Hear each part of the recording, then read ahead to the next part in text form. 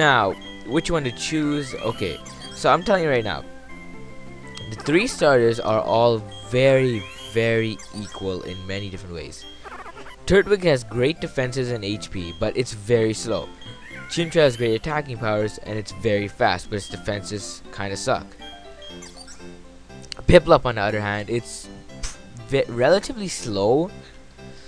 Yeah, it is pretty slow, but then it has the attacking power and the defensive power of Turtwig combined, I guess, but in a more lesser level. So these guys, this thing's final evolution goes into extreme attack mode and speed. This thing goes into extreme defenses. But this thing, it kind of doesn't have speed, but it does go into like some defenses, some special attack. It's very balanced, and I actually will be choosing it as my starter Pokemon. And Barry, what he'll do, he'll choose a starter Pokemon that has a super effective typing to yours. So if you choose Piplup, he'll choose Turtwig. If you choose Turtwig, he'll choose Chimchar, and if you choose Chimchar, he'll choose Piplup. And whoa, my mouth's getting dry, but yeah. Professor Rowan says if we encounter any trouble, just come over to his lab. So yeah, cool. And Don's just gonna be like, Professor, wait for me. I'm sorry, please let me pass. And yeah. Anyways, Professor Rowan's really nice. Anyways, Barry is gonna go crazy right now. Watch this. Oh yeah, yeah. And he's gonna be like, yeah, we both got Pokemon now. You know what that means? Only one thing to do, right? Are you up for this? Yeah. It's time for a Pokemon battle. Yeah. It's time to have a Pokemon battle with Pokemon Trainer Barry, our rival. First ever Pokemon battle, and he's gonna send in what else? He's gonna send in a Turtwig. Yeah. So it is time to get our groove on because it's our first Pokemon battle. Now what you want to do, is just go straight for the attacking move over and over again. That's what most people say, at least. But then for this, kind of the bad thing is, let's just say this is a lot harder because if you choose Piplup, I really pity you because you're gonna have a hard time facing this guy unless you get lucky enough to get a critical, because he'll use withdraw a lot and he'll get defense boosts, and your pound won't be doing that much at all. And if he can tackle you, and you're gonna be gone pretty much. You're going to faint. Now, usually what he'll do with me, he'll just withdraw all the way until he gets +6. Then he'll start tackling me and take me down. This time he's not withdrawing as much. He's alternating between the moves, which is kind of weird. I don't know if that's a good thing or a bad thing. It's looking like a bad thing right now because look at the damage you're going to do. That is pathetic. And he's still withdrawing. Actually, now I'm kind of happy because his withdrawal is only doing 3 damage to me. And this early on, the damage is pretty set. It's not going to do that much more unless he gets a critical. So yeah, I can easily live 3 more as long as no criticals happen. And it looks like he'll die easily, so now it doesn't even matter if he gets critical. And well, it's actually a good thing if he doesn't. And that should take it out. Yes, thank you. Okay, good job, Piplup. That is it for the Turtwig. I gained 67 experience points. Now no matter what, once you beat the rival, you will level up for sure, 100%, and the rest will be about, I don't know, that looks about a third of the way, maybe more actually. Yeah, it is more, but yeah, that is very useful. But yeah, you guys, if you do lose them, don't worry, nothing really happens. You don't have to win this battle, but it's just free experience, and it is a lot of it for this early on. But anyways, after all that whole shenanigans, you're gonna get teleported over to your house, and your mom's gonna ask what happened about the whole, and you're gonna tell her the whole story in about like 3 dots, I guess. And yeah, she wants us basically to go see Professor Rowan and thank him properly. And so yeah, she wants us to go to Sanjim Town. But first, she wants to give us a pair of running shoes so we can run around. Yeah, we're like crazy. We're like Superman, man. We couldn't even run before, but now we can. Look at this, I'm running like crazy. So cool. Anyways, now we should be heading off to Sanjim Town to go and thank Professor Rowan properly. So let's go.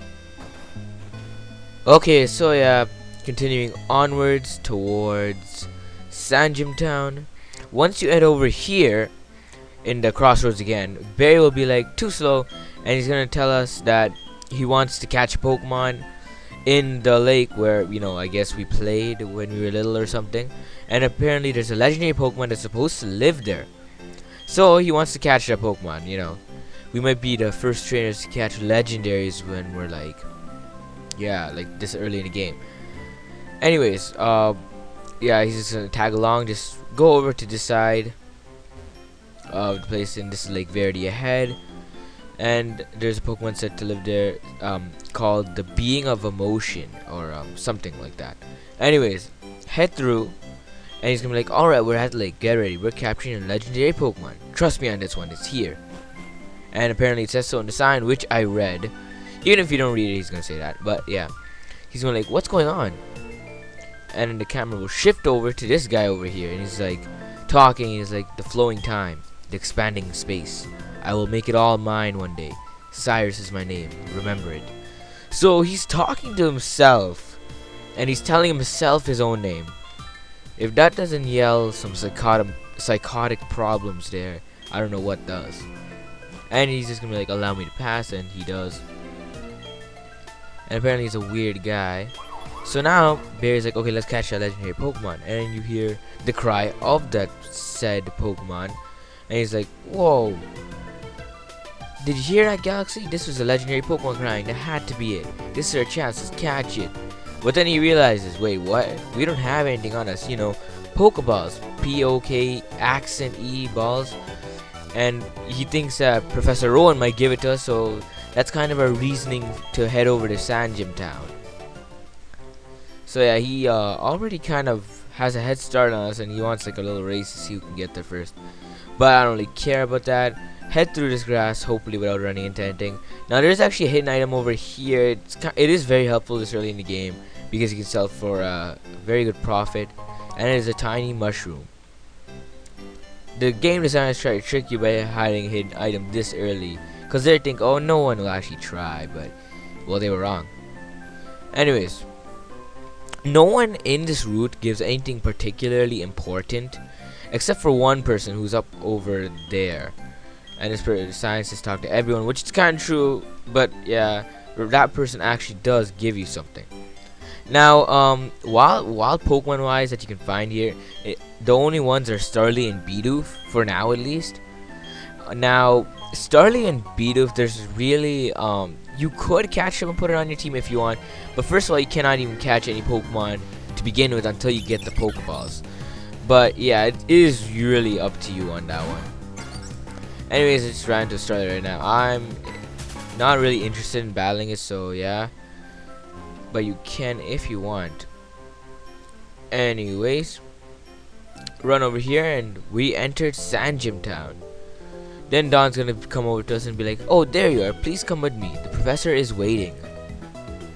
And yeah, this is the Pokemon Research Labs, like right in the beginning of Sanjim Town. And Barry runs into us and he's like, oh, it's you, Galaxy. The old guy, he's not scary so much as he is totally out there. And yeah, that's about it. So Don's like, wow, what was that? Your friend sure seems to be really impatient. You'll notice a lot of characters in the game will mention that about Barry, that he's impatient. And that's like a characteristic they really tried to like express in this game. But yeah, whatever. And he's gonna Professor Owen will be like, well, who looks here? And then he's just gonna look at our little Piplup we have, and he's like, this Pokemon seems to be rather happy. And he's gonna ask us, entrusting you with that Piplup was no mistake. He's gonna ask us if we want to nickname it. I do not, so just yeah, if you want to nickname it, click yes, and just yeah, nickname it. And there's a bond growing between me and my Pokemon apparently. And oh, just a note, nicknaming of the Pokemon, the maximum amount of characters or letters it can have is 10. So yeah, just so you know.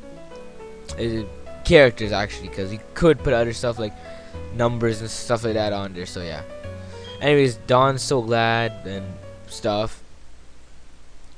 She says if I had chose Chimchar, we would have the same starter Pokemon. But yeah, whatever.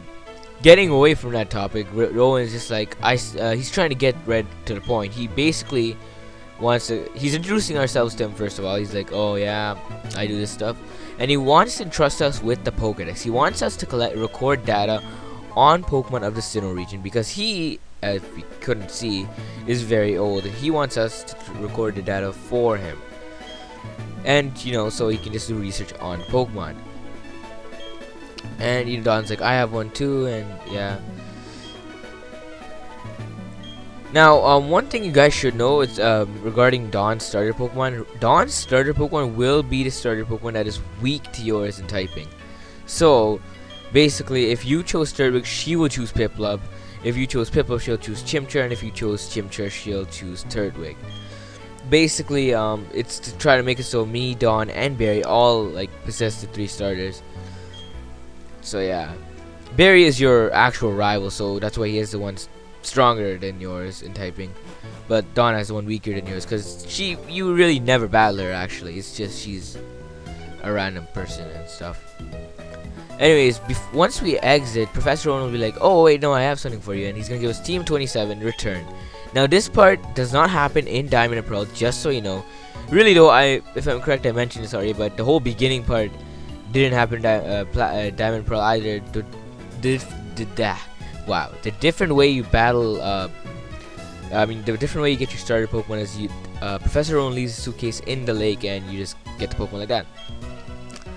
But yeah, him giving you a turn that does not occur in Diamond and Pearl. It only happens in Platinum version, just so you know. Anyways, Don's starting to ponder whether Professor Owen might have been a Pokemon trainer when he was young, because he has TMs, which really normal people wouldn't have. But yeah, she's just gonna give us a little tour of this town and what you'll see in most towns. Now, buildings with red roofs, they're gonna be Pokemon centers, and buildings with blue roofs are gonna be Pokemars. Most towns have these, so it's a good idea to know about this. And the more gym badges you have, the more things you can buy from Pokemarts, just so you know. So yeah, right now we have 0, so we are very limited when it comes to things you can buy. But many different towns have different things unique to their, like certain Pokeball types. Like some towns allow you to buy Dusk Balls, others don't. Things like that. Anyways, you can head down here to grab an antidote if you want, which I do, so I'm gonna go grab that. Anyways, head back to Sandy Town now. You might you might try to go up here and progress through the story, but you cannot because Dawn will block the way and tell you, Galaxy, you tell your family that you're going, and basically he wants us to tell our family that we are indeed going on a little adventure to collect data on Pokemon. So we gotta head over there and tell them.